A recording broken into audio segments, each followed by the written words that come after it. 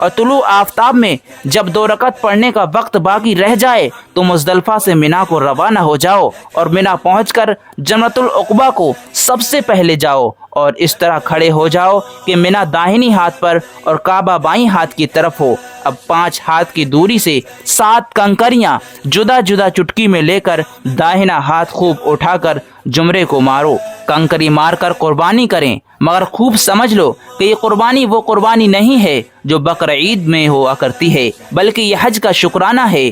قربانی کے بعد مرد سر مڈائیں یا بال کتروائیں۔ عورتوں کو بال منڈوانا حرام ہے، وہ صرف 1 پورے کے برابر سر کے بال کٹا دیں اور احرام اتار کر سلے ہوئے کپڑے پہن لیں۔ اور افضل یہ ہے کہ آج 10ویں ذی الحجہ ہی کو مکہ جا کر طواف زیارت جو فرض ہے کر لیں، مگر 10ویں کو یہ طواف نہ کر سکیں تو 11 اور 12 ذی الحجہ کو مینا میں رہیں، دونوں روز تینوں جمروں کو 7 کنکریاں مارتے رہیں۔ 12ویں ذی الحجہ کو کنکریاں مار کر غروب آفتاب سے پہلے مینا سے نکل کر مکہ کو روانہ ہو جائیں۔ جب وادی محسب میں جو جنت المعلی کے قریب ہے پہنچو تو سواری سے اترو یا سواری ہی پر کچھ دیر ٹھہر کر دعا کر لو۔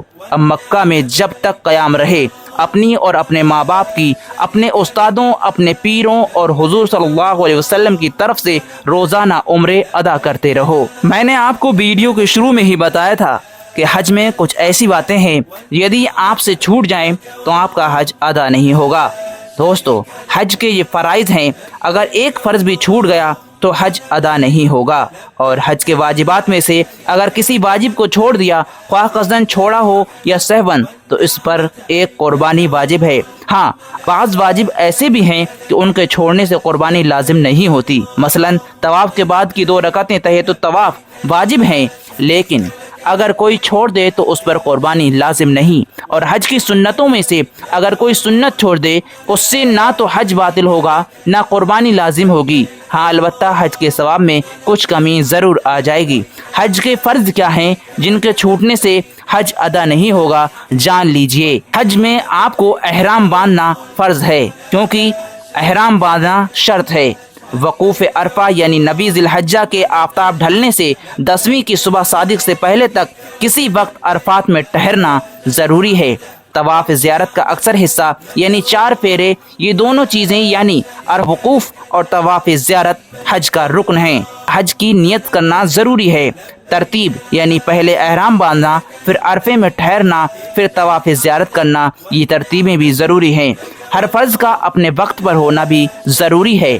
مکان یعنی وقوف عرفہ میدان عرفات کی زمین میں ہونا سوا بطن عرفہ کے، اور طواف کا مکان مسجد حرام شریف میں ہونا ضروری ہے۔ حج کے واجبات یہ ہیں: میقات سے احرام باندھنا یعنی میقات سے بغیر احرام باندھے آگے نہ گزرنا، اور اگر میقات سے پہلے ہی احرام باندھ لیا جائے تو جائز ہے۔ صفا مروہ کے درمیان دوڑنا، اس کو سعی کہتے ہیں۔ سعی کو صفا سے شروع کرنا، اگر عذر نہ ہو تو پیدل ہی سعی کرے۔ دن میں میدان عرفات کے اندر وقوف کیا ہے تو اتنی دیر تک وقوف کرے کہ آفتاب غروب ہو جائے، خواہ آفتاب ڈھلتے ہی شروع کیا تھا یا بعد میں، غرض غروب آفتاب تک وقوف میں مشغول رہے۔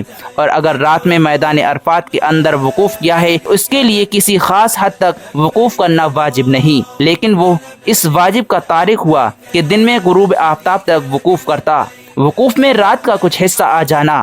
عرفات سے واپسی میں امام کی پیروی کرنا، یعنی جب تک امام میدان عرفات سے نہ نکلے یہ بھی نہ چلے۔ ہاں، اگر امام نے وقت سے تاخیر کی تو اس کا امام سے پہلے میدان عرفات سے روانہ ہو جانا جائز ہے، اور اگر زبردست بھیڑ کی وجہ سے یا کسی دوسری ضرورت سے امام کے چلے جانے کے بعد میدان عرفات میں ٹھہرا رہا، امام کے ساتھ نہ گیا، تب بھی جائز ہے۔ مزدلفہ میں ٹھہرنا، مغرب و عشاء کی نماز کا عشاء کے وقت میں مزدلفہ پہنچ کر پڑھنا، یہ واجب ہیں۔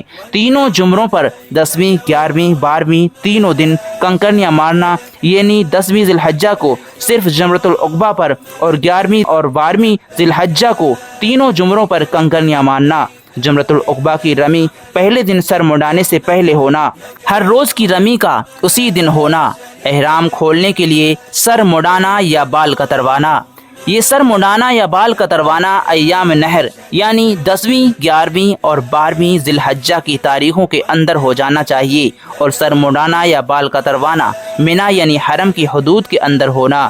قران یا تمتع کرنے والے کو قربانی کرنا، اور اس قربانی کا حدود حرم اور ایام نہر میں ہونا۔ طواف زیارت کا اکثر حصہ ایام نہر میں ہو جانا۔ عرفات سے واپسی میں جو طواف کیا جاتا ہے اس کا نام طواف زیارت ہے، اور اس طواف کو طواف افاضہ بھی کہتے ہیں۔ طواف حتیم کے باہر ہونا، داہنی طرف سے طواف کرنا یعنی کعبہ معظمہ طواف کرنے والے کی بائیں جانب ہو۔ طواف کرنے میں باوضو اور باغسل ہونا۔ اگر بے وضو یا جنابت کی حالت میں طواف کر لیا تو اس طواف کو دہرائے۔